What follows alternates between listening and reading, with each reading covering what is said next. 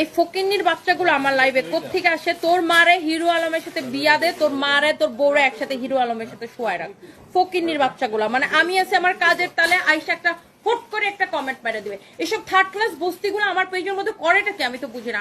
আমার পেজে তো বস্তি মার্কা কোনো কাপড় নাই, তাহলে তোরা কি করছ আমার পেজের মধ্যে? হ্যাঁ, থার্ড ক্লাস বস্তিগুলো এসে আমার একটা ঠুস করে একটা কমেন্ট করবে। তোর হিরো আলমরে তোর এত ভালো লাগলে তোর মারে এক পাশে শোয়া, মাঝখানে হিরো আলমরে শোয়া, তোর মারে এক পাশে শোয়াই দে, তোর বউরে এক পাশে শোয়াই দে, তারপরে তুই ভিডিও বানা। ভিডিও বানাইলে ভালো পয়সা পাবে। এইসব ভিডিও বানায় ফেসবুকে ছাড়, ভালো পয়সা পাবে ফেসবুক থেকে। বিউ ব্যবসার করে বিউ ব্যবসায়ী মন্ডাকে একটা লাথি মারি চাপা বরাবর 10 তলা বিল্ডিং থেকে ফালাই দিই। এসব ফকিন্নিগুলো আমার পেজে কোত্থেকে আসে আমি তো বুঝি না। ফালতু ছোট লোক ধরে ধরে লাথি মানে মানে এগুলো ব্লক করো। আমার কাছে লেপা লেপা মিষ্টি মিষ্টি কথা বলবো আমি তোমাদের সাথে না। আমার এত মিষ্টি কথা ভাই মুখ দিয়ে আসে না। আমার বাপ মা মনে হয় আমার জন্মের সময় মধু খাওয়ায় না, লবণ খাওয়াই দিচ্ছে।